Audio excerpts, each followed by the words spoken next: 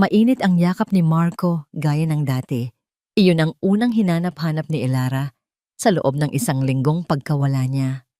Ang pakiramdam na ligtas sa mga bisig nito, ang pamilyar na amoy ng kanyang pabango na may halong banayad na sabon. Ito ang ibig sabihin ng pag-uwi. Isinubsob niya ang kanyang mukha sa leeg ng asawa, nilalasap ang bawat segundo ng kanilang muling pagkikita. Tagumpay ang business trip niya sa Cebu, pero walang hihigit pa sa pakiramdam na ito. Ang pagbabalik sa kanilang tahanan, sa kanilang mundo. I missed you so much, mahal, bulong ni Marco, at hinalikan siya nito sa buhok. Ngumiti si Elara. I missed you more. At doon, sa gitna ng matamis na sandaling iyon, may naamoy siyang iba. Isang pamilyar na halimuyak na hindi dapat naroroon. Hindi ito ang pabango ni Marco. Hindi rin ito ang amoy niya. Ito ay isang bagay na kilalang kilala niya. Isang amoy na nakaukit sa kanyang alaala. Biglang nanlamig ang mga kamay ni Elara. Ang ngiti sa kanyang mga labi ay unti-unting naglaho. Kahit nananatili itong nakapaskil sa kanyang mukha. Parang bumagal ang takbo ng mundo. Ang ingay ng airport sa kanilang paligid ay tila humina. Ang init ng yakap ni Marco ay napalitan ng mapanlinlang na lamig. Iyon, ang pabango ni Bella. Ang signature scent ng kanyang matalik na kaibigan. Ang mismong pabango na iniregalo niya rito noong kaarawan nito. Bakit? Bakit nasa kwelyo ito ng damit ni Marco? Ilang sandali pa lamang ang nakalilipas, naglalakad si Elara palabas ng arrival area, hila-hila, ang kanyang maliit na maleta. Isang ngasang ngiti ang sumilay sa kanyang mga labi nang matanaw niya mula sa malayo ang pamilyar na tindig ng kanyang asawa. Nakatayo ito roon, may hawak na isang bouquet ng mga paborito niyang bulaklak. Ang mga mata nito ay naghahanap sa kanya sa gitna ng maraming tao. Nang magtama ang kanilang mga paningin, lumawak ang nangiti ni Marco. Isang nangiting nagpatunay sa loob ng 5 taon nilang pagsasama na siya ang pinakamapalad na babae sa mundo. Mabilis ang kanyang mga hakbang palapit dito, ang puso niya'y puno ng pananabik. Welcome home, my brilliant architect. Salubong nito at iniabot sa kanya ang mga bulaklak. Na-miss kita, sabi ni Elara at inamoy ang mga bulaklak. Ang bango niyon ay hinaluan ng pagmamahal. Inakbayan siya ni Marco at kinuha nito ang kanyang maleta. How was Cebu? Did you close the deal? Of course, may pagmamalaking sagot ni Elara. It's a huge project for the firm. Everyone was impressed. I knew you would be, sabi ni Marco at pinisil ang kanyang balikat. Hindi na ako magtataka kung isang araw Santos Gomez Architecture na ang pinakasikat na kumpanya sa buong Pilipinas. Napatawa si Elara. Let's get home first. Pagod ako sa biyahe. Anything for you, mahal. Ang lahat ng yon ay perpekto. Ang pag-uwi, ang matamis na pagsalubong, ang pagmamahal na nararamdaman niya. Ngunit ngayon, habang magkayakap sila, ang perpektong mundong yon ay unti-unting nagkakalamat. Humiwalay siya sa yakap, pilit na pinanatili ang ngiti. Tinitigan niya ang mukha ni Marco, hinahanap ang anumang bakas ng kasinungalingan. Wala. Ang mga mata nito ay puno pa rin ng pagsinta. Ang nangiti nito ay kasing tamis pa rin ng dati. Okay ka lang? Parang namutla ka, tanong ni Marco at hinaplos ang kanyang pisngi. Mabilis na umiling si Elara. Hindi, okay lang. Siguro pagod lang talaga sa biyahe. Hindi siya pwedeng magkamali. Ang pabangong iyon, signature scent iyon ni Bella. La Vie en Rose. Isang mamahaling pabango na minsan lang nitong nakita sa isang magazine at pinangarap na bilhin. At siya, bilang matalik na kaibigan, ay ginawa ang lahat para mahanap iyon at isorpresa ito sa kaarawan nito 2 buwan na ang nakalipas. Naalala niya ang araw na yon. Ang saya sa mga mata ni Bella nang buksan nito ang regalo. Elara, hindi ko alam ang sasabihin ko. Ito na yata ang pinakamagandang regalong natanggap ko sa buong buhay ko. Niyakap siya ni Bella ng mahigpit. Salamat, Bes. You're the best friend anyone could ever ask for. Best friend. Ang salitang iyon ay tila isang punyal na sumaksak sa kanyang puso. Tara na, yaya ni Marco, at inakay na siya nito papunta sa parking lot. Sumunod si Elara. Ang isip niya'y lumilipad. Sinubukan niyang kumbinsihin ang sarili. Baka nagkita lang sila ni Bella. Baka nagkayakapan lang bilang magkaibigan. Kaibigan din naman ni Marco si Bella.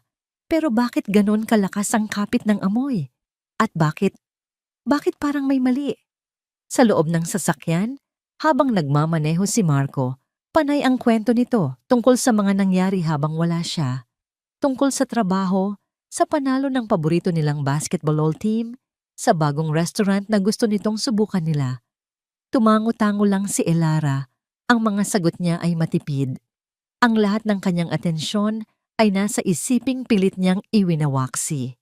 Pagdating sa bahay, agad siyang tinulungan ni Marco sa kanyang mga gamit. Magpahinga ka na, mahal. Ipaghahanda kita ng mainit na tsaa, sabi nito. Salamat, sagot ni Elara. Pumasok siya sa kanilang silid at inilapag ang kanyang bag. Hinubad ni Marco ang suot nitong coat at isinampay sa isang silya bago lumabas ng kwarto. Napatingin si Elara sa coat. Tila may sariling isip ang kanyang mga paa na naglakad palapit doon. Nanginginig ang kanyang mga kamay habang dahan-dahan niyang dinadampot ang damit. Itinaas niya ito at inamoy ang kwelyo. Wala nang duda. Amoy ni Bella. Isang malamig na takot ang gumapang sa kanyang buong katawan. Parang may bumulong sa kanyang isipan na tingnan ang mga bulsa. Huwag, sabi ng isang bahagi ng kanyang utak. Pabayaan mo na lang. Baka nag-overthink ka lang. Pero hindi niya mapigilan ang sarili. Kinapa niya ang bulsa ng coat. May naramdaman siyang isang piraso ng papel. Dahan-dahan niya itong kinuha. Nanginginig niyang binuklat ang resibo. Isang mamahaling restaurant sa Makati. Ang Petsa. 3 araw na ang nakalipas. Ang eksaktong gabi kung kailan kausap niya si Marco sa telepono bago siya matulog sa kanyang hotel room sa Cebu. Sinabi nito na nasa bahay lang ito, manonood ng TV dahil pagod sa trabaho. Pero ang resibo ay nagsasabi ng ibang kwento. 2 order ng steak, 1 bote ng mamahaling red wine. Dinner for 2. Ang hininga ni Elara ay tila naputol. Ang resibo ay nahulog mula sa kanyang nanginginig na kamay. Lumapag sa sahig na tila isang basag na piraso ng kanyang puso. Hindi alam ni Elara kung gaano katagal siyang nakatayo roon, nakatitig sa resibong nakakalat sa sahig. Ang bawat letra at numero sa maliit na papel na yon ay tila apoy na pumapaso sa kanyang mga mata. Bawat tunog sa paligid ay naglalaho, napapalitan ng ugong sa loob ng kanyang tainga. Mahal? Ang boses ni Marco mula sa pinto ay nagpabalik sa kanya sa kasalukuyan. Mabilis niyang pinulot ang resibo at itinago sa kanyang bulsa, kasabay ng pag-alis ng bakas ng pagkagulat sa kanyang mukha. Humarap siya rito na may pilit ng ngiti. Nandito na ang tsaa mo, sabi ni Marco. Dala ang isang tasa sa isang maliit na tray. Ang kanyang mga mata ay puno ng pag-aalala. Okay ka lang talaga? Kanina ka patahimik. Oo naman, sagot ni Elara. Ang boses niya ay bahagyang nanginginig. Kinuha niya ang tasa.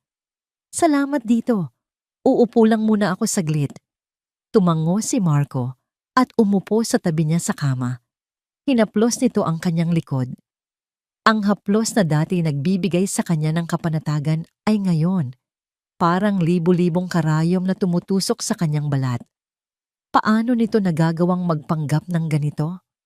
Paano nito nagagawang maging ganito kaamo, gayong ilang araw lang ang nakalipas ay kasama nito ang iba, ang kanyang matalik na kaibigan. Kinailangan niyang gamitin ang lahat ng lakas niya para hindi maitapon ang mainit na tsaa sa mukha nito. Sa halip, humigop siya ng kaunti at ngumiti. Ang sarap. Sakto lang ang tamis.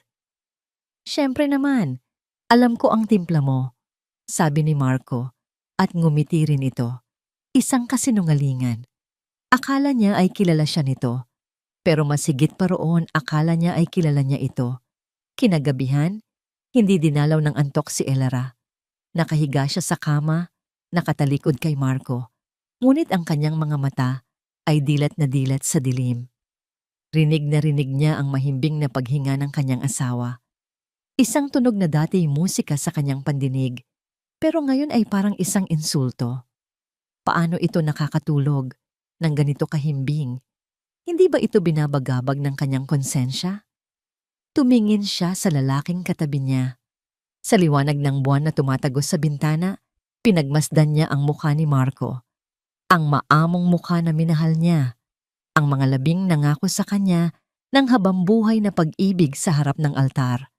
Ang lahat ng yon ngayon ay mukha ng isang estranghero, isang sinungaling. Isang nanggagalaiting galit ang nagsimulang umakyat mula sa kanyang dibdib. Gusto niyang sumigaw. Gusto niyang gisingin ito at isampal sa mukha nito ang resibo. Gusto niyang itanong kung bakit. Bakit si Bella pa? Pero pinigilan niya ang sarili.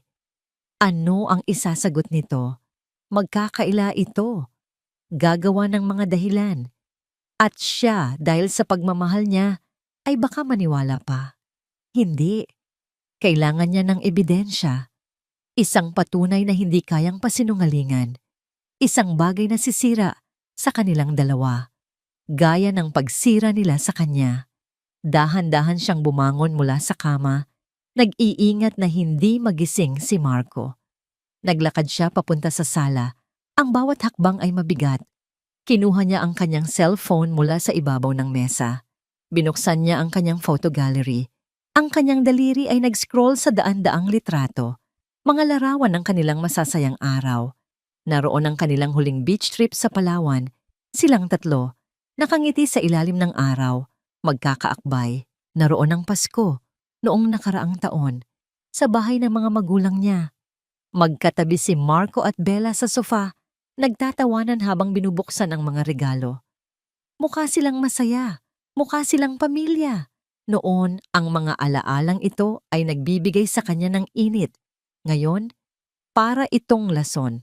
Ang bawat ngiti ni Bella, ang bawat pag-akbay ni Marco, ay mayroon ng ibang kahulugan. Sila ba'y naglolokohan na noon pa? Gaano nakatagal siyang nagiging tanga? Isinara niya ang gallery. Ang sakit ay napalitan ng determinasyon. Hindi na siya iiyak. Tapos na ang pagiging biktima. Kung gusto nila ng laro, ibibigay niya. Pero sa larong ito, siya ang magtatakda ng mga patakaran. Bumalik siya sa kanilang silid. Ang kanyang mga mata ay dumapos sa kanyang vanity table, kung saan nakapatong ang isang bote ng pabango. Isang hindi pa nabubuksang bote ng La Vie en Rose. Binili niya iyon para sa sarili niya matapos niyang makita kung gaano ito nagustuhan ni Bella, pero hindi pa niya nagagamit. Isang ideya ang biglang pumasok sa kanyang isip. Isang plano na kasing bango ng pabango, ngunit kasing laso ng ahas. Mapanganib, masakit, pero perpekto. Ang sakit sa kanyang dibdib ay napalitan ng isang malamig na kapayapaan. Alam na niya ang gagawin. Gagamitin niya ang kanilang pagkakaibigan laban sa kanila. Kinabukasan, maaga siyang gumising. Naghanda siya ng almusal para kay Marco na parabang walang nangyari. Hinalikan niya ito sa pisngi bago ito umalis papuntang opisina. Mag-iingat ka, mahal, sabi niya, na may ngiting hindi umaabot sa kanyang mga mata. Nang makaalis na si Marco, kinuha niya ang kanyang cellphone.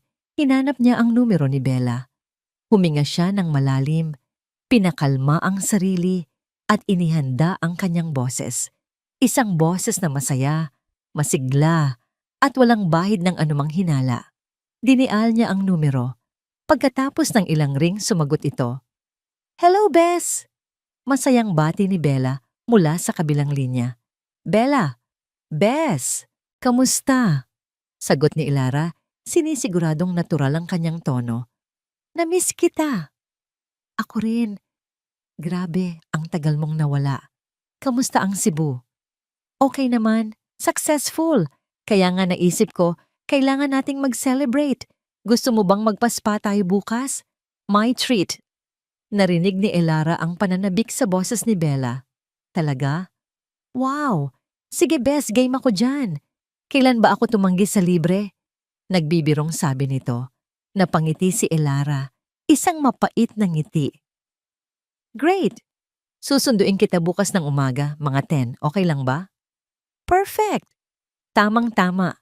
May ikukwento rin akong magandang balita sa'yo. Sabi ni Bella. Ang boses nito ay puno ng pananabik. Biglang nanlamig ang buong katawan ni Elara.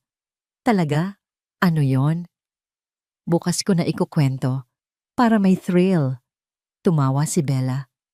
See you tomorrow, Bess. Excited na ako. Okay. See you tomorrow, sabi ni Elara at ibinaba ang tawag. Nabitawan niya ang cellphone sa ibabaw ng sofa. Magandang balita. Anong klaseng magandang balita ang sasabihin sa kanya ng babaeng umaahas sa kanyang asawa? Napatitig siya sa kawalan. Ang pain ay inihagis na at bukas malalaman niya kung kakagatin ito ng mga ahas. Ang spa ay isang paraiso ng katahimikan. Ang banayad na tunog ng umaagos na tubig at ang amoy ng lavender oil ay dapat sanang magdulot ng kapayapaan. Ngunit para kay Elara, ang bawat sandali ay isang pagtitiis. Ang bawat ngiti na ibinibigay niya kay Bella ay parang isang piraso ng kanyang kaluluwa ang nababali. Nakahiga sila sa magkatabing massage bed, nakikinig sa malumanay na musika. Hey, grabe Bess, ito talaga ang kailangan ko, sabi ni Bella. Ang boses niya ay puno ng kasiyahan. Ang galing mong mag-isip.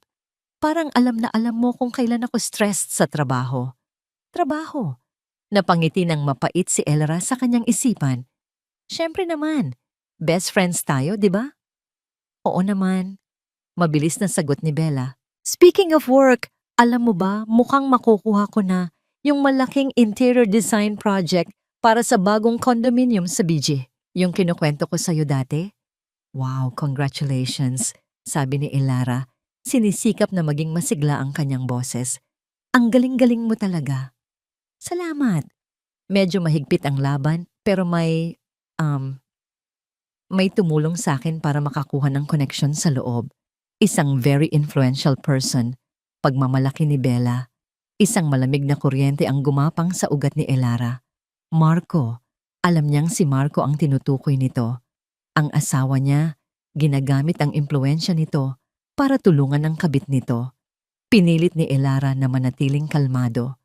Ito na ang pagkakataon niya. Talaga? Sino? Baka kilala ko. Sabi niya sa pinaka-inosenteng paraan na kaya niya. Narinig niya ang bahagyang pag-aatubili sa paghinga ni Bella. Hindi mo siguro kilala. Taga-ibang industry. Anyway, basta ang importante, malaki ang chance na sa akin mapupunta ang proyekto. Hindi na nagpumilit pa si Elara. Ngunit ang maikling pag-aalinlangan na yon sa boses ni Bella ay sapat na. Isang kumpirmasyon. Pagkatapos ng kanilang masahe, habang nagpapahinga sa lounge at umiinom ng tsa, casually na binanggit ni Elara. Nga pala, kamusta na si Marco? Hindi man lang ako na-update sa mga pinagkakaabalahan na po niya. Alam mo na, jetlag pa ako. Nakita niya ito. Isang mabilis na pag-iwas ng tingin ni Bella bago itong ngumiti. Isang ngiting hindi umabot sa mga mata. Okay naman siya. Busy lang din sa work as usual. Nagkita kami sandali nung isang araw para kamustahin ka. Nagkita sandali. Ang mga salitang yon ay umalingaw-ngaw sa isip ni Elara. Kasabay ng imahe ng resibo mula sa isang mamahaling restaurant. Mabuti naman. Simpleng sagot ni Elara. Gusto mo bang dumaan muna sa bahay? Magkape muna tayo. May gusto rin akong ipakita sa'yo ng mga design pegs na nakita ko sa Cebu. Sige ba? Agad na pagsang-ayon ni Bella. Walang kamalay-malay sa bitag na naghihintay sa kanya. Pagdating nila sa bahay, ang pakiramdam ay mas lalong naging mabigat para kay Elara. Ang bawat sulok ng kanilang tahanan, ang sofa kung saan sila madalas manood ng pelikula, ang dining table kung saan sila nagsasalo, ay tila nababalot na ngayon sa anino ng kasinungalingan. Gagawa lang ako ng kape. sabi ni Elara. Pumasok siya sa kusina at habang nagtitimpla, pasimple niyang kinuha ang bote ng Lavia and Rose mula sa kanyang bag at ipinatong ito sa kanyang vanity table sa may bandang sala, sa isang lugar na madaling makita. Pagbalik niya na may dalang 2 tasa ng kape, umupo siya sa tapat ni Bella. Nag-usap sila tungkol sa mga bagay-bagay, fashion, mga bagong pelikula, mga tsismis sa kanilang mga kaibigan. Para silang nasa normal na araw, 2 matalik na magkaibigan na nagkakamustahan. Ngunit sa ilalim ng lahat ng iyon, ang puso ni Elara ay kumakarera. Bawat segundo ay isang pag-arte. Maya-maya pa, tumunog ang cellphone ni Elara. Isang alarm na sinadya niyang iset. Tiningnan niya ito at kunwari nagulat. "Oh my God," sabi niya at tumayo. "Nakalimutan ko pala. May urgent call pala ako with a client from Singapore. Kailangan ko nang pumunta sa office ngayon din." "Ha? Ganun ba kabilis?" tanong ni Bella. "Oo, sorry talaga, Bes. Biglaan lang. Alam mo naman, pag kliyente." Pagdadahilan ni Elara habang nagmamadaling kinukuha ang kanyang susi at bag. "Pero wag ka munang umalis, ha? Pabalik na rin si Marco. Hintayin mo na lang siya. Sabihin mo na lang na traffic ako pauwi para hindi na siya mag-alala." Nakita ni Elara ang kislap sa mga mata ni Bella. Isang kislap ng pagkakataon. Sige, sige. Walang problema. Ako na ang bahala dito." "Salamat, Bes. You're the best," sabi ni Elara. Ginagaya ang mga salitang minsan nang sinabi nito sa kanya. Lumabas siya ng bahay, isinara ang pinto at huminga ng malalim. Nagsimula na ang palabas. Hindi siya dumiretso sa opisina. Sa halip, ipinarada niya ang kanyang sasakyan sa isang eskinita. Ilang metro lang ang layo mula sa kanilang bahay, sa isang lugar kung saan hindi siya makikita, ngunit kitang-kita niya ang kanilang gate. Nanginginig ang kanyang mga kamay habang kinukuha ang kanyang cellphone.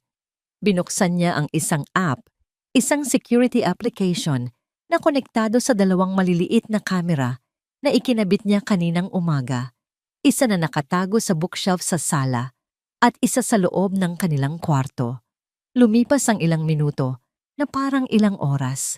Ang bawat pagdaan ng sasakyan ay nagpapakaba sa kanya. Ang bawat tunog ay nagpapatalon sa kanyang puso. Tinititigan niya ang blankong screen ng live feed. "Halika na, Marco. Umuwi ka na." At pagkatapos ng tila walang katapusang paghihintay, nakita niya ang sasakyan ni Marco na pumarada sa tapat ng kanilang bahay. Bumaba ito at pumasok sa loob. Ito na. Pinigilan ni Elara ang kanyang paghinga.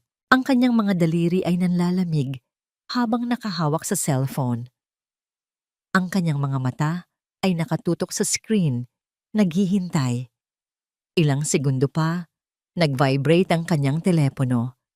Isang notifikasyon ang lumitaw sa itaas ng screen. 3 salita na wawasak sa kanyang mundo, ngunit magbibigay sa kanya ng katotohanang matagal na niyang hinahanap. Motion detected in living room. Dahan-dahan, itinaas niya ang kanyang nanginginig na hinlalaki. Pinindot niya ang notifikasyon, nag-load ang application, at ang imahe na lumitaw sa screen ng kanyang cellphone ang nagpatigil sa pagtibok ng kanyang puso. Bumukas ang live feed. Ang unang bumungad kay Elara ay ang pamilyar niyang sala.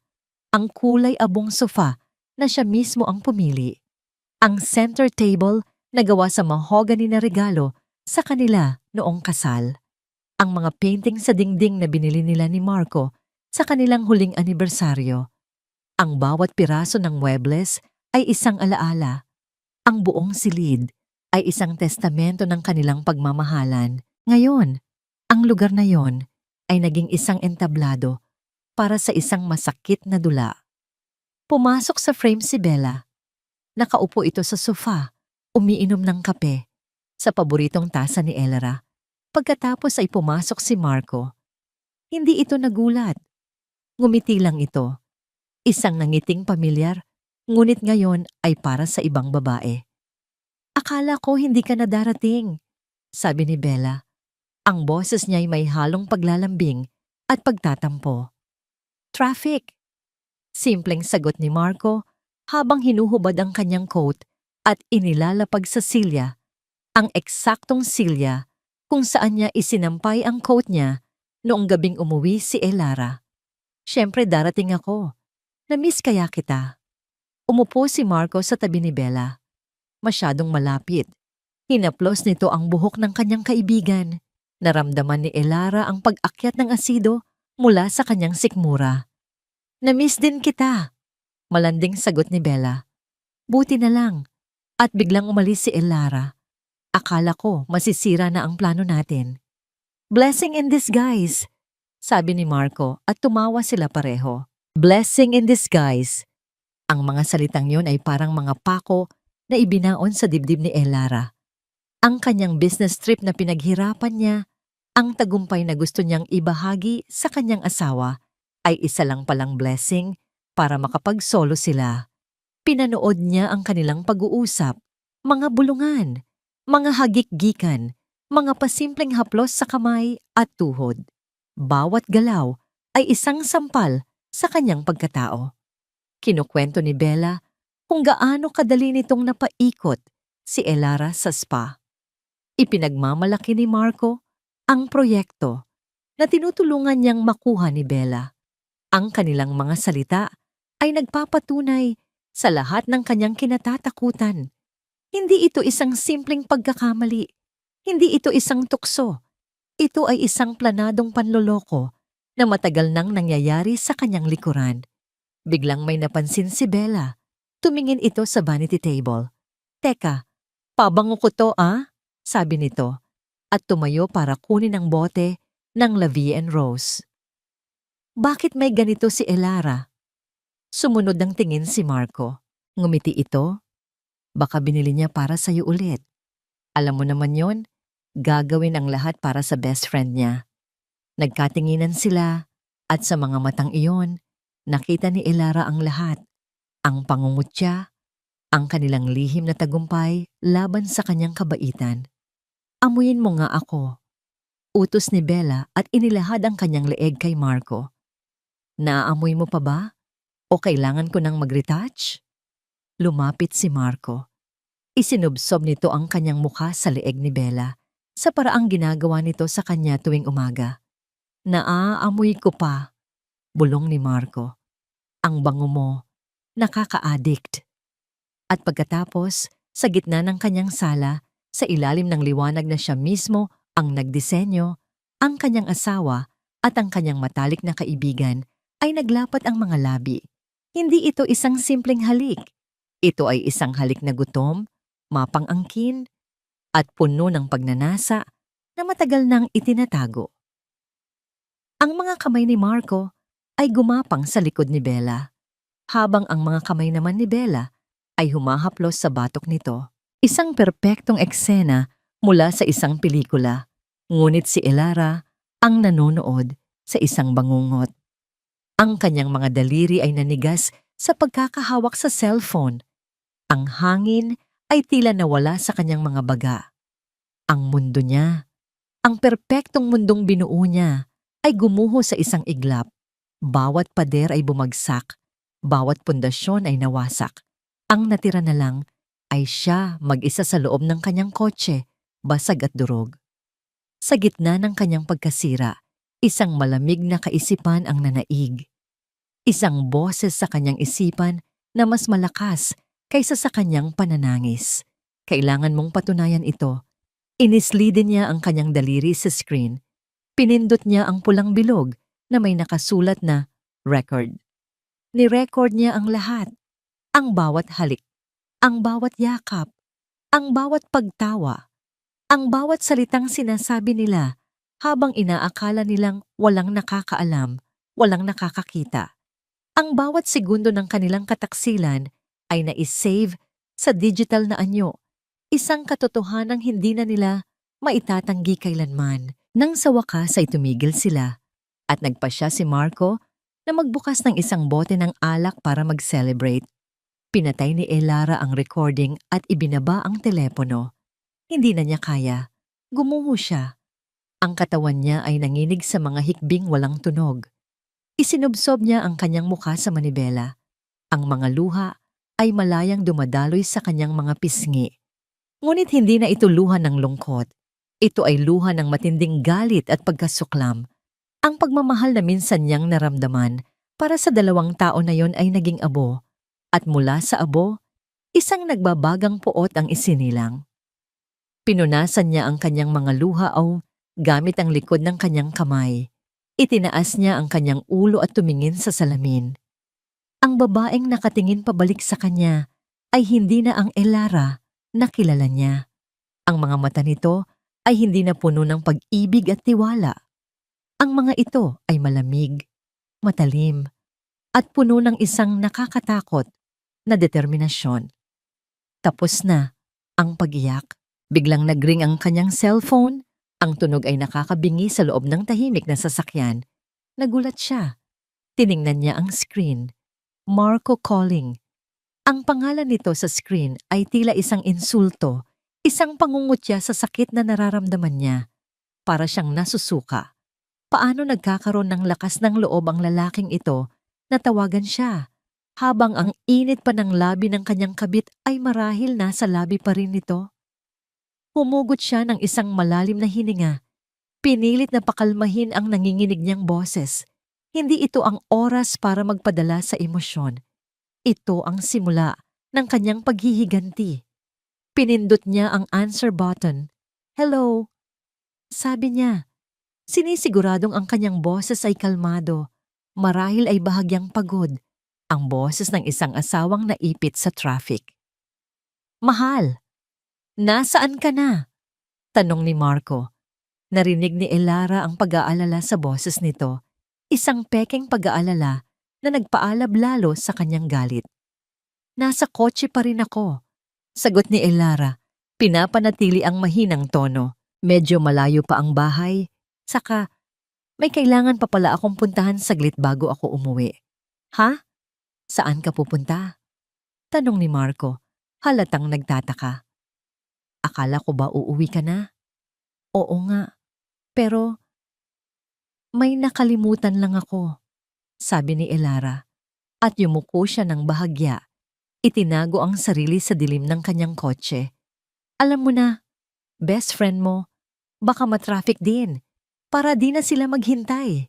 May sandaling katahimikan sa kabilang linya. Naririnig ni Elara ang paghinga ni Marco. Tila nag-iisip ito. Oo nga pala. Sabi ni Marco. Ang boses nito ay bahagyang nagbago. Hindi na ito pag-aalala, kundi tila pagkairita. Sige. Mag-ingat ka na lang. Dalian mo na lang umuwi ha. Nagugutom na ako. Oo, sige. Papunta na rin ako. Sabi ni Elara. Ingat din. Ibinaba niya ang telepono. Tinitigan niya ang screen nito.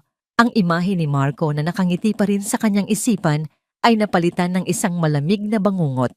Ang pag-aalala nito ay naging pagkairita nang isipin na baka mahuli ito sa date nila ni Bella. Napangiti si Elara. Isang tunay na ngiti sa pagkakataong ito. Hindi na ito pilit. Hindi na ito nagpapanggap. Ito ay isang natangiting puno ng bagong natuklasang lakas. Gutom ka na? Isip ni Elara. Magugulat ka sa hapunan na ihahanda ko. Itinaas niya muli ang kanyang cellphone. Ang mga daliri niya ay mabilis na nagtipa. Binuksan niya ang recorded video. Pinindot niya ang share button. Sa tatanggap ng video, itinipe niya ang email address ng kanyang kaibigang abogado, si Attorney Ramirez, na pinagkakatiwalaan niya ng lubusan. Kasama ng video, nagpadala siya ng isang maikling mensahe. Ramirez, kailangan ko ang tulong mo. This is everything. I-download mo ito agad at itago sa isang ligtas na lugar. May plano ako. Kailangan ko ang legal advice mo kung paano ito gamitin para sa pinakamalakas na epekto. Habang ipinapadala ang email, isang kakaibang pakiramdam ng kapangyarihan ang bumalot sa kanya. Ang sakit ay naroon pa rin, ngunit hindi na ito ang nagdidikta sa kanyang mga kilos. Ang determinasyon ang siyang nagbibigay sa kanya ng direksyon. Mula sa pagiging biktima, si Elara Santos ay nagiging isang puwersa na hindi dapat maliitin. Nagsimula na ang tunay na laro. Bumalik si Elara sa bahay na parang walang nangyari. Ang kanyang mukha ay kalmado, ang kanyang mga mata ay walang emosyon. Isang perpektong maskara ng pagpapanggap. Pagpasok niya sa pinto, bumungad sa kanya ang 2 taong nagpapanggap na nag-aalala. "Mahal, nandito ka na. Ang tagal mo naman," sabi ni Marco. Lumapit sa kanya at akmang hahalik sa noo. Umiwas si Elara ng bahagya. Kunwari, pinagtanggal ng hibla ng buhok sa kanyang mukha. "Traffic," gaya ng sabi ko. "Saka nagkaroon ako ng importanteng tawag. Sorry." Ngumiti si Bella. "Mabuti naman at nakauwi ka na, Bes. Kanina pa naghihintay si Marco sa'yo. Nagugutom na daw." Nakita ni Elara ang pagpapalit ng tingin ni na Marco at Bella. Isang mabilis na sulyap ng kasabwat, ngunit hindi niya ipinahalata. Ngumiti lang siya. "Sorry na guys," sabi ni Elara at naglakad patungo sa kusina. "Ano bang gusto ninyong hapunan? May naihanda na ba kayo?" "Wala pa," sagot ni Marco. Sumunod sa kanya. "Hintayin ka na lang namin." "Ay, ako na lang ang magluluto. Pagod ka sa biyahe," sabi ni Bella na para bang isang mabuting kaibigan at matulungin. "Hindi, okay lang. Kaya ko pa." Mabilis na tanggi ni Elara. "Ako na. Magsiset up na lang kayo ng table." Habang nagluluto, pinagmasdan ni Elara ang 2 mula sa sulok ng kanyang mata. Nakaupo sila sa sala, malapit sa isa't isa, bulungan ng bulungan. Paminsan-minsan, nagpapalitan sila ng sulyap, puno ng mga lihim na hindi niya nakita noon. Ngayon, ang lahat ng yon ay malinaw. Ang lahat ng kasinungalingan ay nakikita na niya. Hinayaan niya silang magpatuloy. Kailangan niyang maging perpekto sa kanyang pagganap. Nang maihain na ang hapunan, umupo silang 3 sa dining table. Ang hapunan ay tahimik, ngunit para kay Elara, ang katahimikan na yon ay puno ng ingay. Ingay ng mga tanong na hindi niya kayang itanong. Ingay ng mga salitang gusto niyang isigaw. "Ang sarap ng luto mo, mahal," sabi ni Marco. Pinupuri ang bawat subo. "Ito talaga ang namiss ko. You're cooking." "Salamat," simpleng sagot ni Elara. Tiningnan niya si Bella. "Kamusta naman ang araw mo, Bella? May exciting ba?" Bahagyang nagulat si Bella sa tanong, ngunit mabilis itong nakabawi. "Ay okay naman, Bes, ikaw? Na-stress ka ba kanina?" "Medyo," sabi ni Elara at humigop ng tubig. "Pero kaya naman. Nga pala, kanina sa spa, sinabi mo na may magandang balita kang ikukwento? Ano yon?" Muling nagkatinginan sina Marco at Bella. Isang mabilis na palitan ng tingin na hindi nakaligtas sa paningin ni Elara. "Ah, iyon ba?" sabi ni Bella at tumawa ng bahagya. "Actually, yung tungkol sa project ko sa BGC. Malaki ang chance na sa akin na mapunta yon. Malaking break to para sa career ko." "Wow, that's amazing," sabi ni Elara, pilit na pinapanatili ang kanyang ngiti. "Congratulations, Bes. Kaya naman pala excited ka kanina. Sino ba ang nag-refer sa'yo? Baka pwede ko ring i-recommend sa mga kasamahan ko sa firm." Nakita niya ang pagkailang ni Bella. Hindi ito agad nakasagot. Isang kaibigan," sabi ni Bella, halatang naghahanap ng tamang salita. "Hindi mo naman kilala. Ayaw rin kasing magpakilala." "Talaga? Bakit naman?" tanong ni Elara. Pilit na iniisip kung paano niya pa ito mahuhuli. Dapat nga ipagmalaki mo yan, di ba? Ang laking tulong nun. Mahaba kasing kwento," sagot ni Bella at tumingin kay Marco na tahimik lang na kumakain. Oo nga, mahabang kwento," sabi ni Marco at sumingit. "Hayaan mo na lang si Bella. Mahal. Basta ang importante, natulungan siya, di ba?" Tumango si Elara. Oo nga. Sorry, masyado lang akong excited para sa'yo, Bella. Sa wakas, magkakaroon ka na rin ng sarili mong pangalan sa industry. Ang huling pangungusap na yon ay sina Johnny Elara, isang saksak sa ego ni Bella na matagal nang inggit sa kanyang mga tagumpay. Nakita niya ang bahagyang pagbabago sa ekspresyon ng mukha ni Bella, ngunit mabilis din itong nawala. Pagkatapos ng hapunan, tumayo si Elara at nagboluntaryong maghugas ng plato. Ako na, Bes, sabi ni Bella at akmang kukuha ng plato. Hindi, okay lang. Kaya ko na. Magpahinga ka na lang muna, sabi ni Elara. Pilit na itinataboy ito. Mag-usap na lang kayo ni Marco sa sala. Umalis sina Marco at Bella at umupo sa sala. Muli, nagbulungan sila. Hindi man niya marinig ang mga salita. Alam niyang tungkol ito sa kanya. Tungkol sa pagpapanggap niya. Nang matapos si Elara maghugas, lumabas siya at nakita niya sina Marco at Bella na magkatabi sa sofa. Nag-uusap sila ng mahina, ngunit ang kanilang mga kamay ay halos magkadikit. Tapos na ako, sabi ni Elara.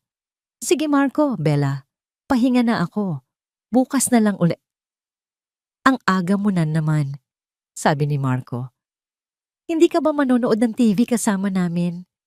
Hindi na. Pagod talaga ako. Matutulog na lang ako, sagot ni Elara. Good night, guys. Pumasok siya sa kanilang kwarto. Iniwan ang dalawa sa sala. Pagkasara ng pinto, huminga siya ng malalim. Ang maskara ay unti-unting bumagsak. Ang galit ay muling umakyat sa kanyang dibdib. Nahiga siya sa kama, nakatalikod sa pinto. Narinig niya ang mga bulong mula sa sala at pagkatapos, ang mahinang tunog ng pagsara ng pinto ni Bella nang umuwi na ito. Ilang minuto pa, pumasok si Marco sa kwarto. Hiniga nito ang sarili sa kama. Sa tabi niya, naramdaman ni Elara ang init ng katawan nito at ang pamilyar na amoy ng pabango. Ngayon ay hinaluan ng La Vie en Rose. Naramdaman niya ang kamay ni Marco na humahaplos sa kanyang buhok. Mahal, gising ka pa ba? Hindi umimik si Elara. Pinilit niyang pakalmahin ang kanyang paghinga, nagpapanggap na tulog na. Alam kong galit ka, bulong ni Marco. Pero kailangan mong intindihin, wala akong choice. Para sa atin to, para sa kinabukasan natin. Ngunit hindi niya na marinig ang mga salita nito. Ang tanging naririnig niya ay ang pagtibok ng kanyang puso, puno ng galit at sakit. Para sa kanila, walang para sa atin sa ginagawa nila. Narinig niya ang mahinang paghilik ni Marco. Tulog na ito. Dahan-dahan, binuksan ni Elara ang kanyang mga mata. Kinapa niya ang kanyang cellphone sa ilalim ng unan. Binuksan niya ang gallery. Muli niyang pinanood ang video na nagpapakita sa kanya ng katotohanan. Ang mga labi ni Marco, ang mga labing humahalik kay Bella. Ang mga kamay ni Marco, ang mga kamay na humahaplos kay Bella. Pinunasan niya ang isang butil ng luha na dumaloy sa kanyang pisngi. Ngunit hindi na ito luha ng kahinaan. Ito ay luha ng matinding galit at isang pangako. Huwag kang mag-alala, Marco. Hindi ako galit. Nagpaplano lang ako. Ang opisina ni Marco ay malaki at elegante. Isang testamento sa kanyang mabilis na pag-angat sa corporate world. Ngunit sa likod ng mamahaling salamin at modernong kasangkapan, isang lalaking puno ng pag-aalala ang nakaupo sa kanyang desk. Ang mga mata niya ay nakatitig sa screen ng kanyang laptop, kung saan nakabukas ang spreadsheet ng isang proyekto sa ilalim ng kumpanya ng asawa niyang si Elara. Ngunit pinamamahalaan niya. May mali. Napahawak si Marco sa kanyang sentido. Ang pera ay hindi lumalabas ng mabilis, gaya ng inaasahan niya.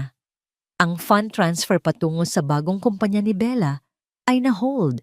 Kailangan niya ng cash. Mabilis. Biglang tumunog ang kanyang cellphone. Si Bella. Hello, love. Sagot ni Marco. Sinisiguradong hindi siya maririnig ng kanyang assistant sa labas. Marco, bakit hindi pa rin pumapasok yung pera? Nag-aalala na ako. Kailangan ko yan para sa deposits ng building. Ang boses ni Bella ay puno ng pagkataranta. Relax, love. May kaunting delay lang sa approval. Pero magkakaroon din yan. Pagpapakalma ni Marco. Kahit na siya mismo ay hindi rin kalmado. Kailangan ko na talaga, Marco. Hindi ko na alam ang gagawin. Yung bagong client ko, nanghihingi na ng proof of funds para sa project. Kapag hindi ko napakita, baka mawala pa yung kontrata, sabi ni Bella, at narinig niya ang paghikbi nito. Napakagat si Marco sa kanyang labi. Ayaw niyang nakikitang nalulungkot si Bella. Ito ang dahilan kung bakit niya ginagawa ang lahat ng ito. Para sa kinabukasan ni Ako nila. Para sa kanilang dalawa na makalaya sa anino ni Elara. Huwag kang mag-alala, love. Aayusin ko to. Kaya ko to. Pangako ni Marco. Magkita na lang tayo mamaya sa kondo. May kailangan akong sabihin sa'yo. Pagkababa ng telepono, napasandal si Marco sa kanyang silya. Ang totoo, hindi niya kayang ayusin ang lahat. Malalim na ang nabaon niya. Ang proyekto ni Elara sa Cebu ay isang gintong butas para sa kanya. Ginagamit niya ang pondo niyon para pondohan ang kumpanya ni Bella. Ang kanyang pangalan, ang kanyang reputasyon, ang kanyang kalayaan. Lahat ay nakataya. Noon pa man, palagi na lang siyang nasa ilalim ni Elara. Ang kanyang asawa ay isang henyo sa larangan ng arkitektura, may sariling firm, may sariling pangalan. Siya, si Marco, ay isang corporate executive lang. Kahit na malaki ang kanyang kinikita, palagi pa rin siyang tinatawag na asawa ni Elara Santos. Ang kanyang mga magulang, ang kanyang mga kaibigan, lahat sila ay humahanga kay Elara. Gusto niya ng sarili niyang identidad. Gusto niya ng sarili niyang tagumpay. At nakita niya iyon kay Bella. Ang paghanga sa mga mata ni Bella, ang paniniwala nito sa kanyang kakayahan, iyon ang nagbigay sa kanya ng lakas. Si Bella ang kanyang escapade, ang kanyang tagapagtanggol. Sa piling ni Bella, siya ang bida, hindi lang ang supporting character. Ilang buwan na ang nakalipas, nagkakilala sila ni Bella sa isang corporate event na inorganisa ng kumpanya ni Elara. Doon, nalaman ni Marco na may gusto pala sa kanya si Bella bago pa man niya nakilala si Elara. Ngunit noon, mas praktikal si Elara. May pangalan, may koneksyon. Si Bella, isang baguhang designer lang na nangangarap. Pero ngayon, ang mga bagay ay nag-iba. Si Bella ay gumagaling na at kasama siya, magiging unstoppable sila. Maya-maya pa, may kumatok sa kanyang pinto. Ang kanyang personal assistant, si Miss Garcia. Sir, may tawag po kayo galing sa legal department ng Santos Architecture, sabi nito.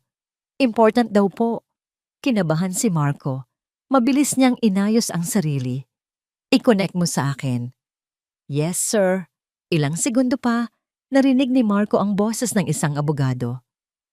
Mr. Gomez, we have some concerns regarding the latest financial reports of the Cebu project. May discrepancies po kami nakita sa fund transfers. Nanlamig ang buong katawan ni Marco. Ito na nga, nahuhuli na siya. Discrepancies? Anong ibig mong sabihin? Mayroong malaking halaga po na nailabas sa project fund na walang kaukulang dokumento at approval. Nakita po namin na ipinasa sa isang third-party company na wala sa listahan ng aming supplier. Paliwanag ng abogado. Kailangan po namin ng paliwanag, Mr. Gomez. Pilit na pinakalma ni Marco ang kanyang sarili. Iyon ba? May kaunting accounting error lang siguro iyan. I'll check on it right away. Baka nagkamali lang ang sekretary ko. Sana nga po, sir. Dahil kung hindi, malaking problema po ito. Lalo na at galing po sa partnership namin sa Cebu. Sabi ng abogado, ang boses nito ay matalim.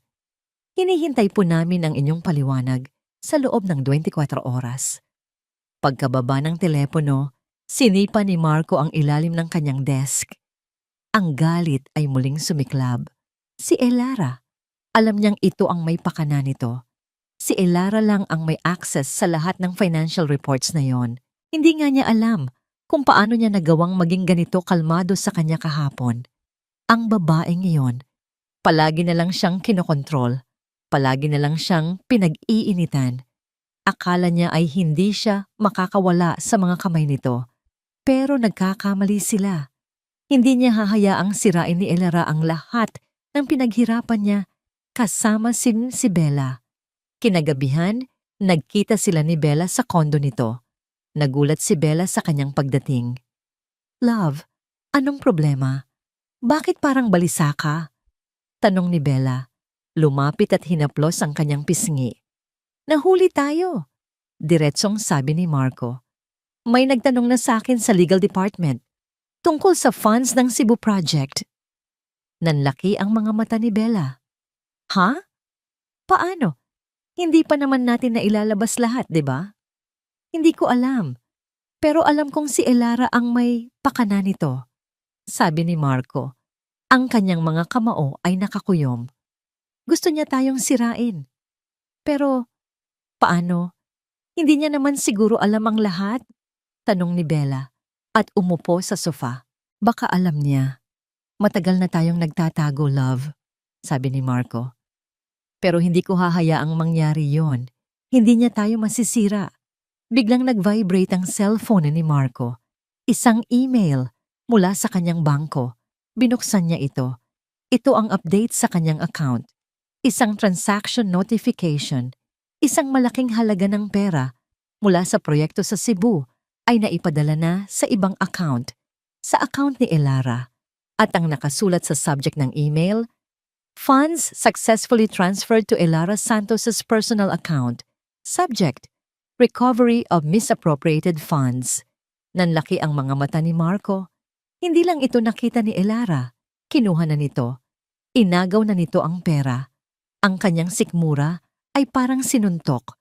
Ang lahat ng kanyang pinaghirapan, ang lahat ng kanyang plano, ang lahat ng kanyang pangarap, parang bula na nawala. Napatitig si Marco sa screen. Ang kanyang mukha ay namutla. Nagulantang siya. "Anong nangyayari?" tanong ni Bella. Nag-aalala sa reaksyon ni Marco. Hindi makasagot si Marco. Ang kanyang kamay ay nanginginig habang ipinapakita ang email kay Bella. Ilang araw na ang nakalipas mula nang matanggap ni Marco ang nakakagulat na email. Ngunit para kay Elara, ang mga araw na yon ay tila walang hanggan. Patuloy pa rin ang kanyang pagpapanggap. Nagluluto siya para kay Marco. Inaasikaso ang bahay. At bumibisita pa rin kay Bella para magkunwari masayang kaibigan. Ang bawat ngiti, bawat salita ay isang mabigat na pasanin.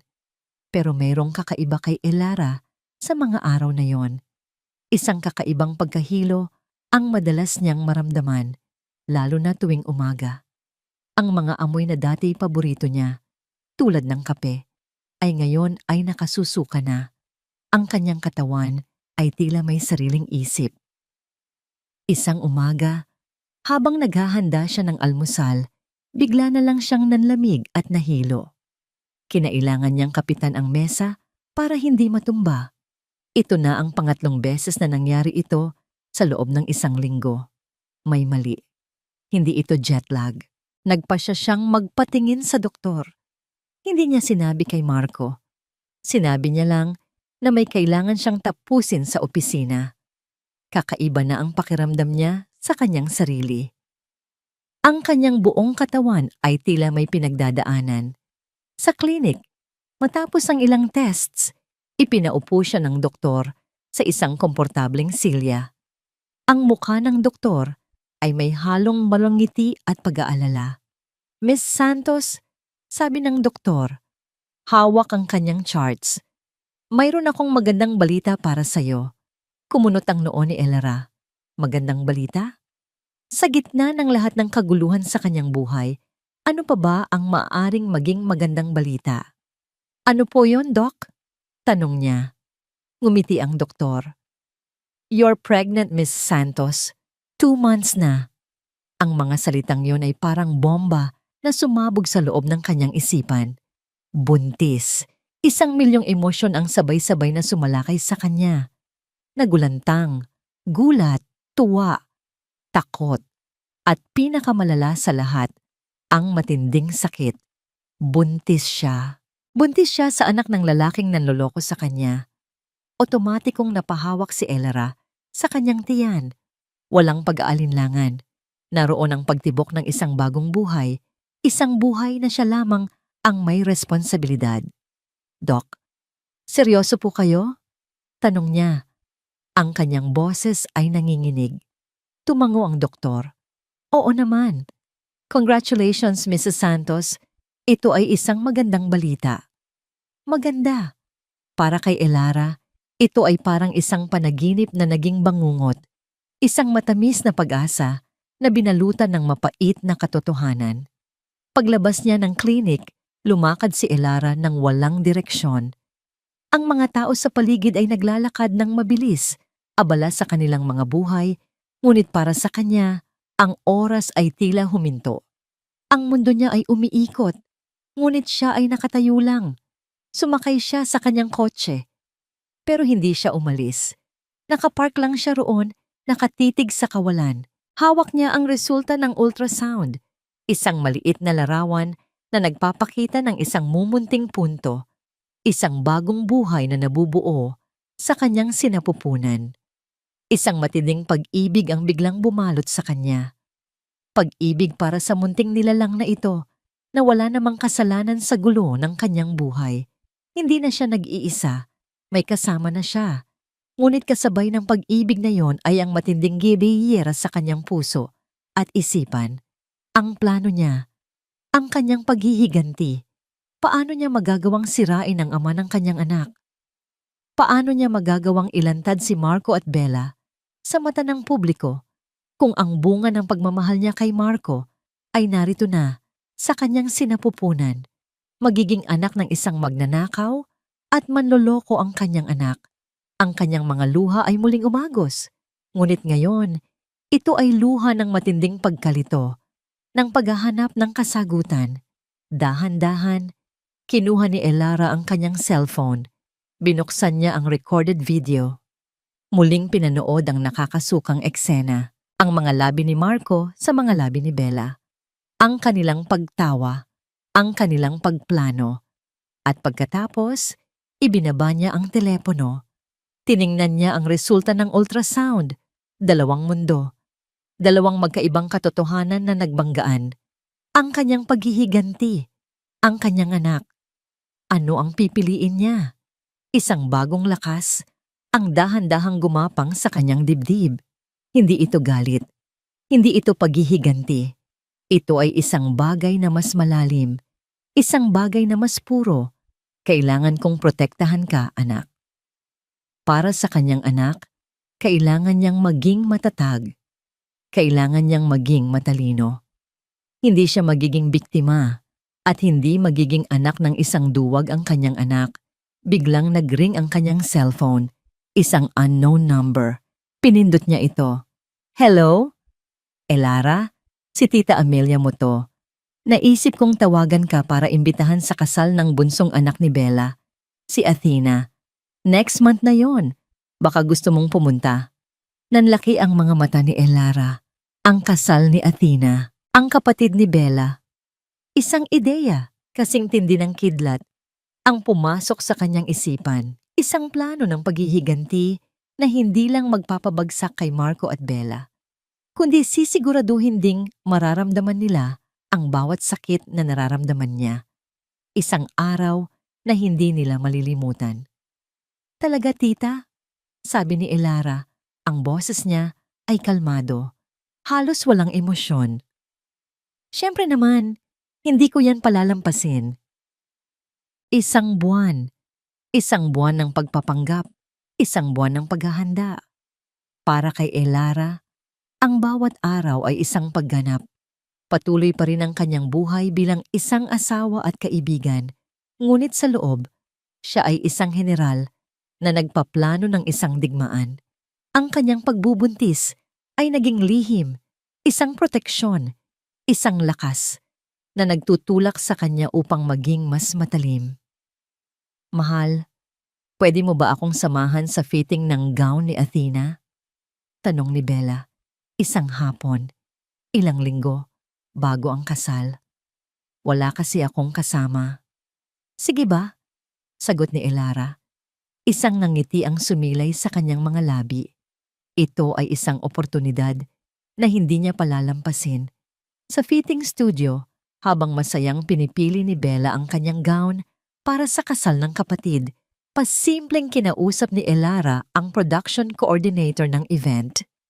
Ang ganda ng venue, Miss Cortez, sabi ni Elara habang pinagmamasdan ang mga disenyo para sa kasal. Napakagaling ng inyong team. Salamat po, Mr. Santos, sabi ni Miss Cortez. Ginagawa po namin ang lahat para maging perpekto ang kasal ni Miss Athena. Nga pala, sa program, mayroon bang AV presentation? Tanong ni Elara na para bang kaswal lang. Yes po. Merong video montage po kami ng childhood photos ng bride and groom, sagot ni Miss Cortez. Perfect, sabi ni Elara. Naisip ko lang, baka gusto ninyong magkaroon ng backup file sa USB just in case. Meron kasi akong experience na minsan. Naglolo ko ang projector. I can prepare one for you if you like. Nako, malaking tulong po yan, Miss Santos. Salamat po. Masayang sabi ni Miss Cortez. Meron po bang contact person na pwedeng tawagan para sa technical details? Ngumiti si Elara. Ako na lang ang maghahatid ng USB sa day of the event. Ako na rin ang kakausap sa technical team ninyo para sigurado. Habang abala sina Bella at Miss Cortez sa pagpili ng disenyo, naramdaman ni Elara ang pagtibok ng kanyang puso. Ito na ang simula. Ang mga piraso ng kanyang chess game ay dahan-dahang gumagalaw. Bumalik siya sa bahay, ang kanyang isip ay abala sa kanyang plano. Kinailangan niyang maging perpekto ang timing. Kailangan niyang maging tumpak ang bawat detalye. Para sa kanya. Para sa kanyang anak. Kinabukasan, habang nag-aalmusal sila ni Marco, masayang kwinikwento nito ang kanyang mga plano. Mahal, nakita mo ba ang press release ng BGC project? Siguradong sa akin na mapupunta ang partnership na, yun, laking tulong nun sa karir ko. Pagmamalaki ni Marco. Gusto kong magkaroon tayo ng sarili nating investment fund mula sa kita ko doon para sa kinabukasan ng pamilya natin. Pinilit ni Elara ng ngumiti. Investment fund? Kinabukasan? Nagkunwari siyang masaya para dito. Talaga? Wow! Congratulations, mahal! Ang galing mo talaga. Oo naman. Kaya huwag kang mag-alala. Aalagaan ko kayo ni ating pamilya, sabi ni Marco, at hinawakan ang kanyang kamay sa ibabaw ng mesa. Ang paghaplos na yon ay hindi na nagdulot ng kilig sa kanya. Tanging galit na lang. Alam niya ang totoo. Alam niyang ang investment fund na sinasabi nito ay para sa kumpanya ni Bella. Isang gabi, habang mahimbing na natutulog si Marco sa kanyang tabi, dahan-dahang bumangon si Elara. Pumunta siya sa kanyang office room. Binuksan niya ang kanyang laptop. Kinuha niya ang recorded video mula sa kanyang cellphone at inilipat sa isang USB. Isinulat niya ang label. Athena and Leo Wedding Video. Backup. Tinitigan niya ang USB. Ito ang magiging huling sayaw ng kanilang mga kasinungalingan. Naalala niya ang kanyang usapan kay Attorney Ramirez. Elara, sigurado ka ba dito? Magiging malaki ang gulo nito. Sabi ng kanyang abogado nang ipaliwanag niya ang kanyang plano. Sigurado ako, Ramirez.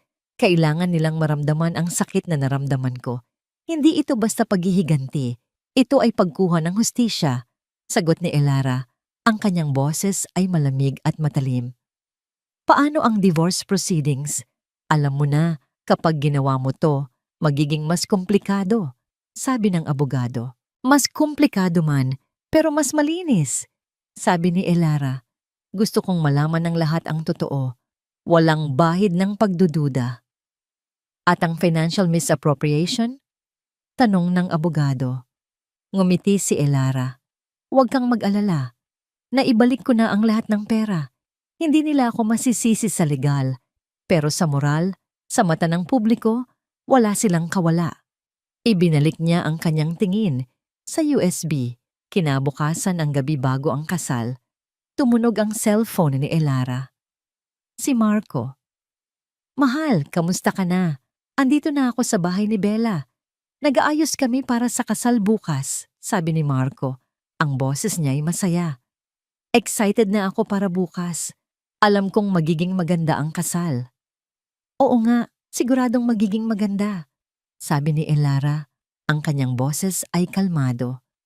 Nga pala Marco, mayroon akong sorpresa para sa iyo bukas. Isang napakalaking sorpresa. May sandaling katahimikan sa kabilang linya. Sorpresa? Ano naman yan?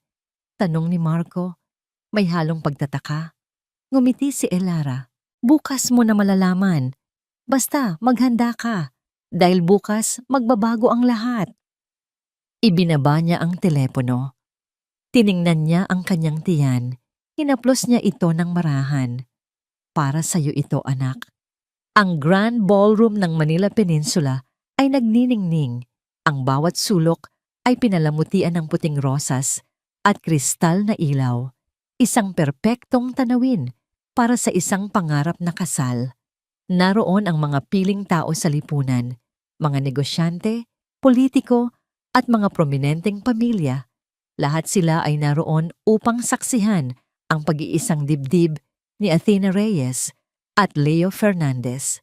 Dumating si Elara sa ballroom na suot ang isang eleganteng kulay emerald na gown. Simple ngunit may dating. Ang kanyang buhok ay nakatirintas ng pasaid at ang kanyang muka ay may banayad ng ngiti.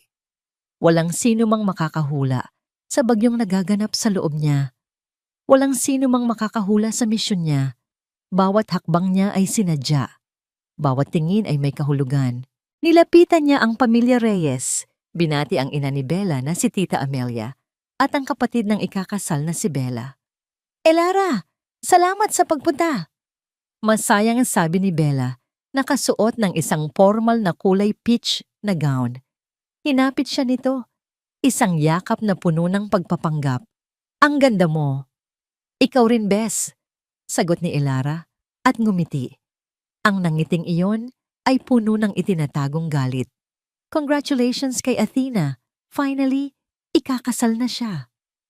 Oo nga eh. Ikaw, kailan ka naman ulit ikakasal? Pabirong sabi ni Bella. Isang matalim na tingin ang ipinukol ni Elara kay Bella, ngunit mabilis din itong nawala. Baka matagalan pa, Bes. Sa ngayon, focus muna ako sa trabaho. Nakita niya si Marco, nakaupo sa table ng pamilya Reyes, katabi ni Bella. Lumapit siya at binati si Marco. Mahal, sabi ni Marco, at akmang hahawakan ang kanyang kamay. Ngunit mabilis na umiwas si Elara, kunwari nag-aayos ng kanyang hikaw. Hi Marco, enjoying the party? O naman, sagot ni Marco, at tinitigan siya nito. Mayroong bahid ng pagtataka sa mga mata nito. Marahil ay iniisip pa rin ang malaking sorpresa na sinabi niya kagabi. Mabuti naman, sabi ni Elara. Pagkatapos ay lumingon siya kay Bella. Nga pala Bella, may kausap na ba kayong AV team dito? May dala akong backup file para sa video montage ni Athena just in case.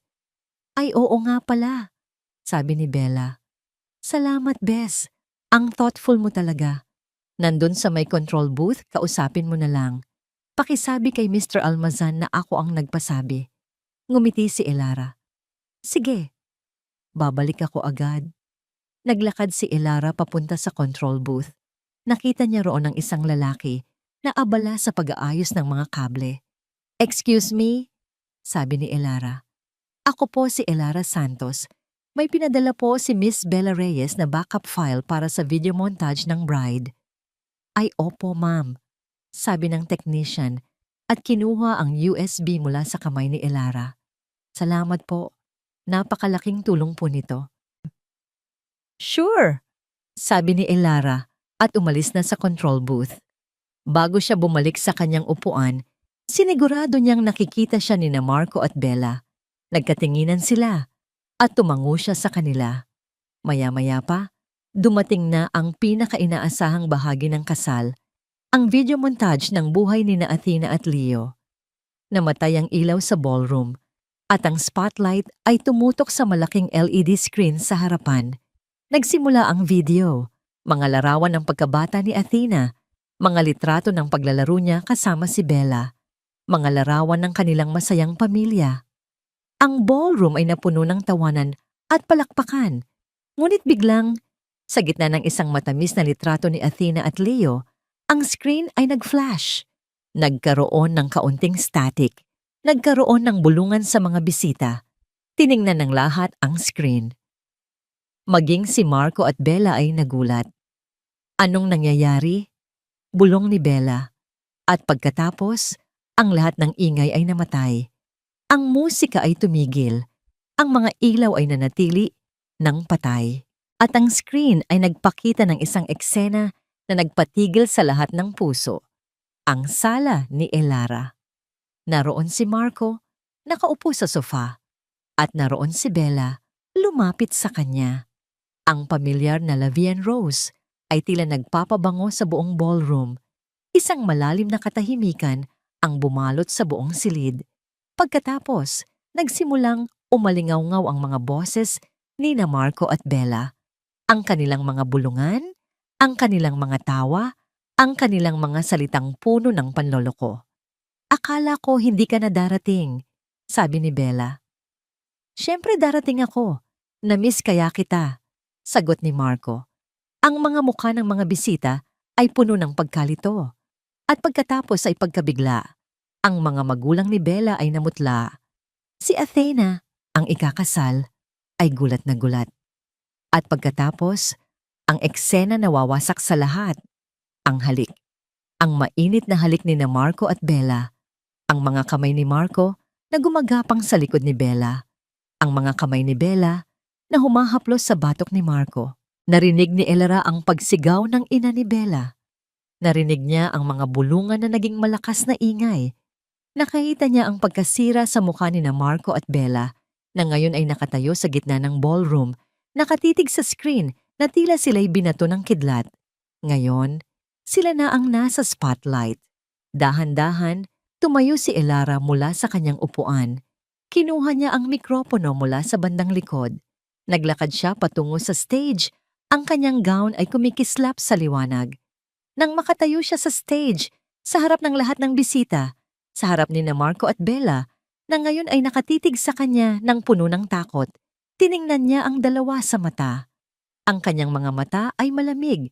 Walang bahid ng pagdududa. Hinawakan niya ang mikropono. Surprise? Sabi niya, ang kanyang boses ay kalmado, malinaw, at puno ng tagumpay. Ang salitang surprise ni Elara ay umalingaw-ngaw sa buong ballroom. Parang isang huling putok ng baril na nagtapos sa isang matinding digmaan. Ang mga bisita ay nagulantang, ang iba ay nagbulungan. Ang iba naman ay tahimik na nakatitig sa tatlong tao sa stage. Si Bella, ang kanyang mukha ay namumutla. Ang mga mata ay puno ng takot at hiya. Si Marco, gulat na gulat, tila hindi makapaniwala sa nangyayari. At si Elara, nakatayo roon, kalmado. Ang kanyang mukha ay walang emosyon, maliban sa isang bahagyang ngiti sa kanyang mga labi.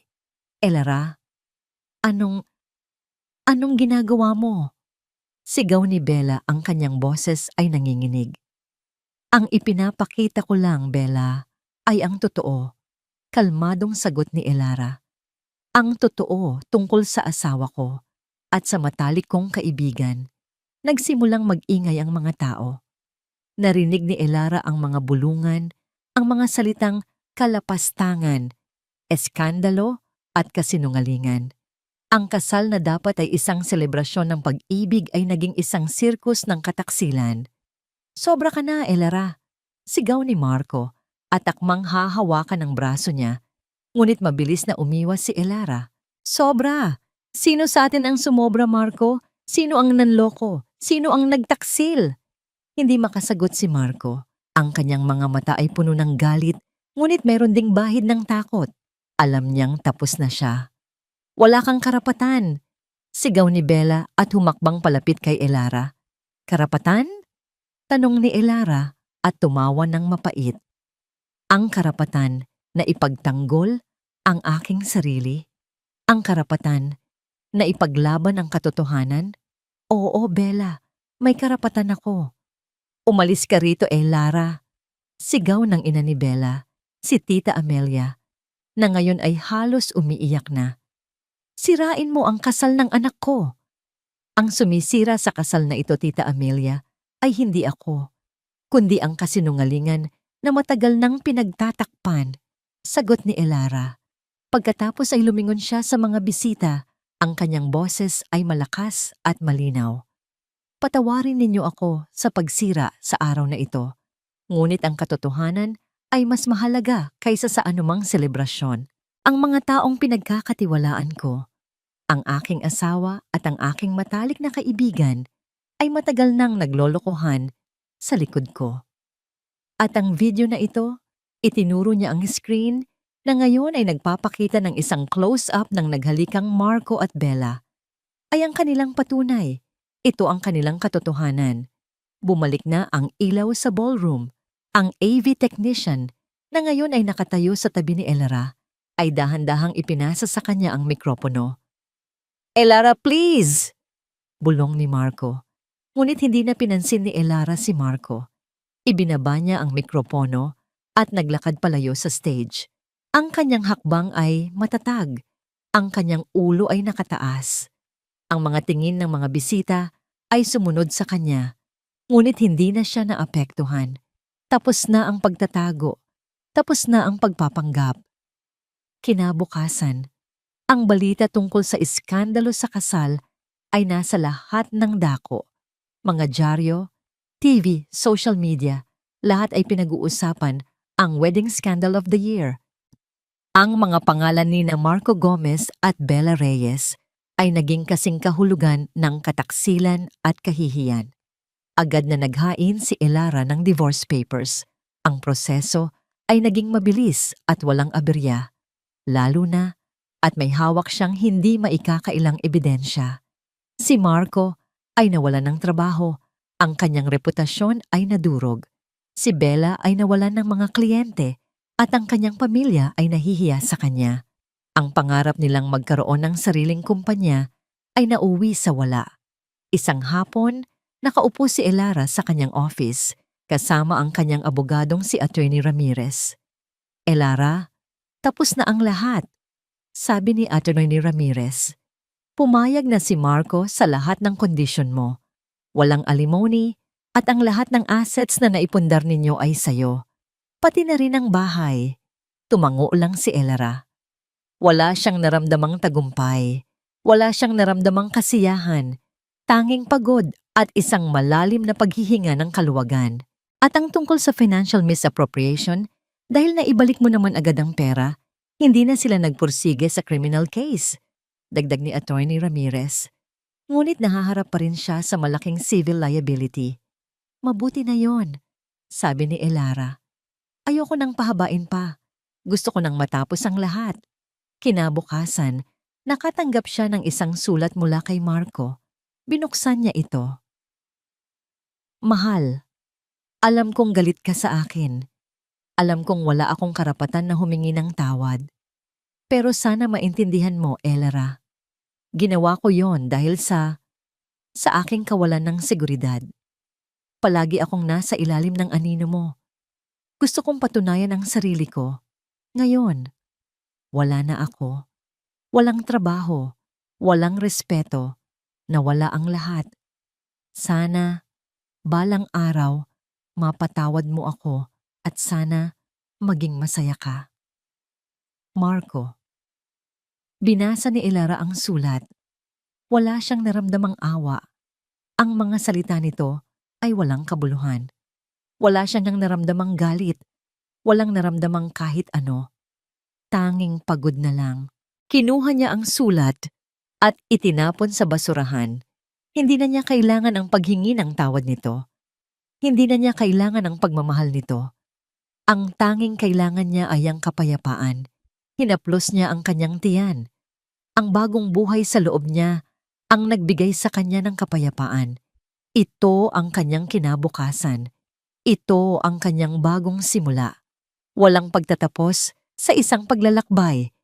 Tanging pagpapatuloy. Asetso. 5 taon na ang lumipas.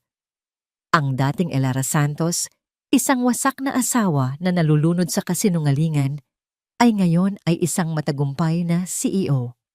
Ang kanyang kumpanya, ang Santos Designs, ay isa na sa mga nangunguna sa architectural industry sa Pilipinas. Ang kanyang opisina ay matatagpuan sa isang mataas na building sa BGC na may malawak na tanawin ng syudad. Ang kanyang pangalan ay simbolo na ng kalidad, integridad at pagbabago. Nakangiti si Elara habang nakikinig sa presentasyon ng kanyang team para sa isang bagong residential project. Ang kanyang anak na si Luna, na ngayon ay 4 na taong gulang, ay tahimik na naglalaro sa isang sulok ng opisina niya, gumuguhit sa kanyang coloring book. So, CEO Elara, sa tingin niyo po ba ay maganda ang approach natin sa landscaping? Tanong ng isa niyang junior architect. Maganda, sagot ni Elara. Pero gusto kong mas bigyan pa ng focus ang sustainable design. Hindi lang ito tungkol sa aesthetics, kundi pati na rin sa responsibilidad natin sa kalikasan. Ibibigay natin ang pinakamahusay na maaari nating ibigay. Tumango ang kanyang team. Humahanga sila sa kanya. Ang respeto nila ay hindi dahil sa kanyang pangalan o koneksyon, kundi dahil sa kanyang talento at dedikasyon. Nang matapos ang meeting, nilapitan niya si Luna. "Mami, tingnan mo to!" Masayang sabi ni Luna, ipinapakita ang kanyang gawa. Isang makulay na guhit ng isang malaking bahay. "Gusto ko ng ganitong bahay pag malaki na ako." Niyakap ni Elara ang kanyang anak. "Maganda, anak. Kapag malaki ka na, gagawa tayo ng mas magandang bahay para sa'yo." Si Luna, ang pinakamalaking regalo sa kanyang buhay. Ang dahilan kung bakit siya bumangon mula sa abo. Ang dahilan kung bakit niya nilabanan ang lahat ng sakit at kahihiyan. Isang araw, habang nagche-check si Elara ng kanyang mga email, nakita niya ang isang message mula sa Bureau of Corrections. Binuksan niya ito. Isang formal na sulat na nagpapaalam na si Marco Gomez ay nakatakdang lumaya sa kulungan sa susunod na buwan. Naharap si Marco sa kasong estafa dahil sa mga utang niya sa iba pang investor na naapektuhan ng kanyang financial mismanagement. Tinitigan ni Elara ang email. Wala siyang naramdamang galit. Wala siyang naramdamang awa. Tanging isang bahagyang paghinga ng kaluwagan. Tapos na ang chapter na yon ng kanyang buhay. Hindi na siya bahagi niyon. Hindi na niya kailangan ang paghingi ng tawad ni Marco. Hindi na niya kailangan ang kahit anong paliwanag. Ang kanyang kapayapaan ay narito na, kasama ng kanyang anak at ng kanyang matagumpay na career. Nagpasya si Elara na umuwi ng maaga kasama si Luna. Gusto niya ng isang tahimik na gabi sa kanilang bahay. Ang bahay na siya mismo ang nagdisenyo, ang bahay na puno ng pagmamahal at kapayapaan. Nasa likod siya ng manibela habang si Luna ay masayang kumakanta sa backseat. Tiningnan niya ang kanyang anak sa rearview mirror. Ang bawat tawa ni Luna ay parang musika sa kanyang pandinig. Nang makarating sila sa bahay, sinalubong sila ng kanilang yaya, si Manang Nena. "Mami, gusto ko pa maglaro sa garden," sabi ni Luna, at mabilis na tumakbo patungo sa likod ng bahay. Ngumiti si Elara, hinayaan niya si Luna. Naglakad siya patungo sa kanilang garden kung saan nagdidilig si Manang Nena ng mga halaman. "Kumusta po, Manang?" tanong ni Elara. "Mabuti naman po, Ma'am Elara. Ang ganda na ng mga rosas ninyo," sagot ni Manang Nena. Napatingin si Elara sa mga rosas. Ang bawat bulaklak ay puno ng buhay, puno ng kulay. Naalala niya ang pabango ni Bella, La Vie en Rose. Noon, ang amoy na yon ay sumira sa kanyang mundo. Ngayon, ang mga rosas na ito ay simbolo na ng kanyang pagbangon, ng kanyang kalayaan. Inamoy niya ang isang bulaklak. Hindi na ito nagdulot ng sakit. Ngayon, ang amoy nito ay nagdudulot na ng kapayapaan. "Mami, Tingnan mo ang ginawa ko. Sigaw ni Luna at tumakbo palapit sa kanya. May hawak na isang korona ng bulaklak. Isinuot ni Luna ang korona sa ulo ni Elara. Reyna ka, Mami. Niyakap ni Elara si Luna ng mahigpit. Salamat, anak. Ikaw ang reyna ng buhay ko. Tumingin si Elara sa papalubog na araw. Ang kulay kahel at lila sa kalangitan ay parang isang obra maestra. Naramdaman niya ang hangin na humahaplos sa kanyang mukha. Hindi na siya nag-iisa, hindi na siya nasasaktan. Ang kanyang puso ay puno. Puno ng pag-ibig para kay Luna. Puno ng pagmamalaki sa kanyang mga nagawa. Puno ng kapayapaan na matagal niyang hinanap. Nahanap niya ang kanyang sarili. Hindi sa piling ng isang lalaki, kundi sa kanyang sarili, sa kanyang lakas, sa kanyang pagmamahal para sa kanyang anak. Biglang tumunog ang kanyang cellphone. Kinuha niya ito mula sa kanyang bulsa. Isang text message mula sa kanyang katrabaho, si Architect David Reyes. Hi Elara, are you free for dinner tonight? I know a great restaurant near your office. My treat! Napangiti si Elara. Hindi niya ito agad sinagot. Tiningnan niya ang kanyang anak na masayang naglalaro. At pagkatapos, muli siyang tumingin sa papalubog na araw. Ang kanyang buhay ay hindi pa tapos. Ito ay nagsisimula pa lang. At dito po nagtatapos ang makulay at mapaghamong kwento ng pagbangon ni Elara. Mula po sa kaibuturan ng aming puso, maraming salamat sa inyong walang sawang pagsubaybay at pakikinig. Isang karangalan na samahan kayo sa bawat kabanata ng paglalakbay na ito. Habang isinusulat namin ang kwento ni Elara, kasama ninyo kaming nakaramdam ng sakit, pighati, at galit na kanyang pinagdaanan. At kasama rin ninyo kaming naging saksi sa kanyang dahan-dahang pagtayo mula sa abo ng kahapon. Ang kwentong ito ay hindi lamang tungkol sa sakit ng kataksilan.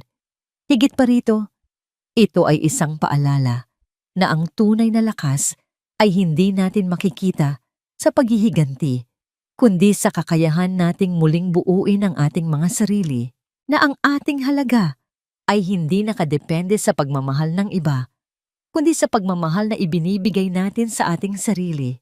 Naway nag-iwan ito ng inspirasyon at pag-asa sa inyong mga puso. Ano ang pinakapaborito ninyong bahagi ng kwento? Anong aral ang inyong napulot?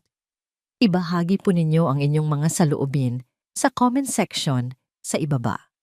Gusto po naming marinig ang inyong boses. Muli, maraming salamat po. Hanggang sa susunod na kwento na muli nating pagsasaluhan. Nagmamahal, Kwentong Puso TV.